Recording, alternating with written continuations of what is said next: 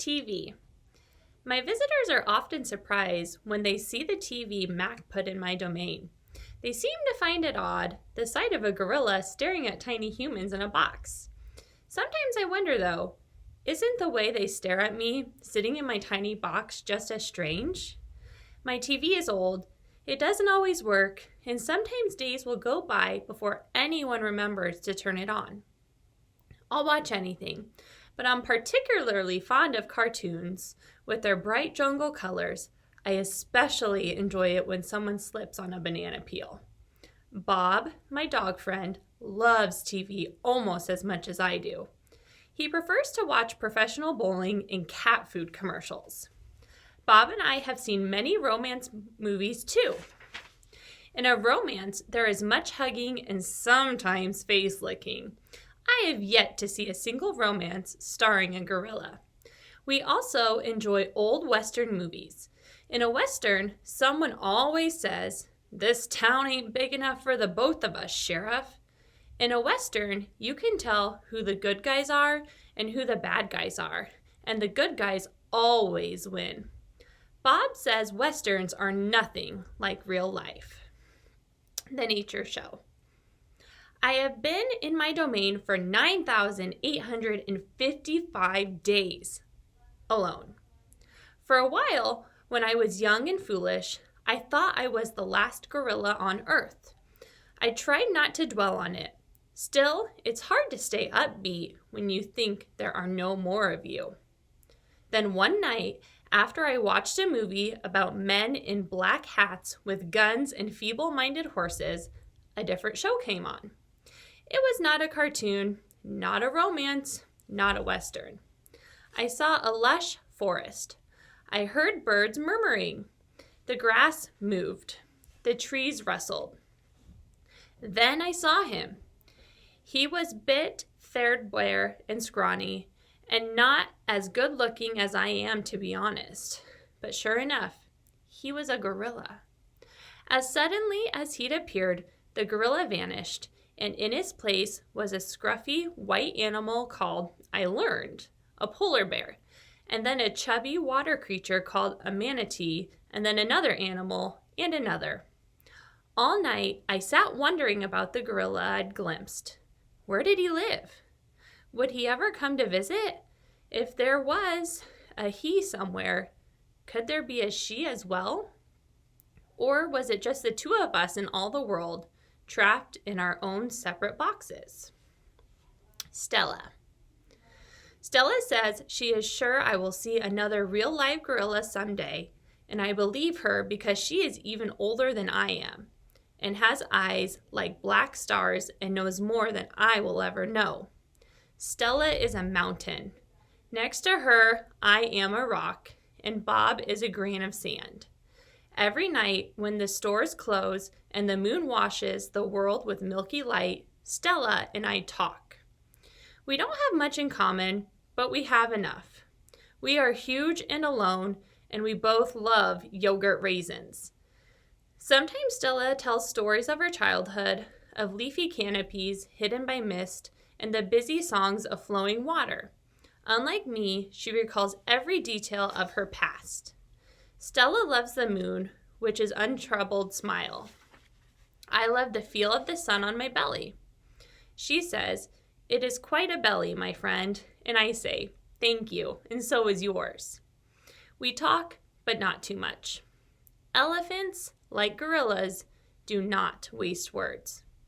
Stella used to perform in a large and famous circus, and she still does some of those tricks for our show. During one stunt, Stella stands on her hind legs while Snickers jumps on her head. It's hard to stand on your hind legs when you weigh more than 40 men. If you are a circus elephant and you stand on your hind legs while a dog jumps on your head, you get a treat. If you do not, the claw stick comes swinging. Elephant hide is thick as bark on an ancient tree, but a claw stick can pierce it like a leaf. Once Stella saw a trainer hit a bull elephant with a claw stick. A bull is like a silverback noble contained, calm like a cobra is calm. When the claw stick caught in the bull's flesh, He tossed the trainer into the air with his tusk. The man flew, Stella said, like an ugly bird. She never saw the bull again. Stella's trunk. Stella's trunk is a miracle. She can pick up a single peanut with elegant precision, tickle a passing mouse, tap the shoulder of a dozing keeper. Her trunk is remarkable, but still it can't unlatch the door of her tumble-down domain. Circling Stella's legs are long-ago scars from the chains she wore as a youth. Her bracelets, she calls them. When she worked at the famous circus, Stella had to balance on a pedestal for her most difficult trick. One day, she fell off and injured her foot. When she went lame and lagged behind the other elephants, the circus sold her to Mac. Stella's foot never healed completely. She limps when she walks, and sometimes her foot gets infected when she stands in one place for too long. Last winter, Stella's foot swelled to twice its normal size. She had a fever, and she lay on the damp, cold floor of her domain for 5 days. They were very long days. Even now, I'm not sure she's completely better. She never complains, though, so it's hard to know. At the Big Top Mall, no one bothers with iron shackles. A bristly rope tied to a bolt in the floor is all that's required. They think I'm too old to cause trouble, Stella says. Old age, she says. It's a powerful disguise. It's been 2 days since anyone's come to visit. Mac is in a bad mood. He says we're losing money hand over fist. He says he is going to sell the whole lot of us. When Thelma, a blue and yellow macaw, demands, "Kiss me, big boy," for the 3rd time in 10 minutes, Mac throws a soda can at her. Thelma's wings are clipped so she can't fly, but she can hop. She leaps aside just in the nick of time. "Pucker up," she says with a shrill whistle. Mac stomps to his office and slams the door shut. I wonder if my visitors have grown tired of me. Maybe if I learn a trick or two, it will help. Humans do seem to enjoy watching me eat. Luckily, I am always hungry. I am a gifted eater. A silverback must eat 45 pounds of food a day if he wants to stay a silverback. 45 pounds of fruit and leaves and seeds and stems and bark and vines and rotten wood. Also, I enjoy the occasional insect. I am going to try to eat more. Maybe then we will get more visitors. Tomorrow I will eat 50 pounds of food, maybe even 55. That should make Mac happy. Bob. I explained my plan to Bob. "Ivan," he says, "trust me on this one. The problem is not your appetite." He hops onto my chest and licks my chin, checking for leftovers. Bob is a stray, which means he does not have a permanent address. He is so speedy, so wily, that mall workers long ago gave up trying to catch him. Bob can sneak into cracks and crevices like a tracked rat.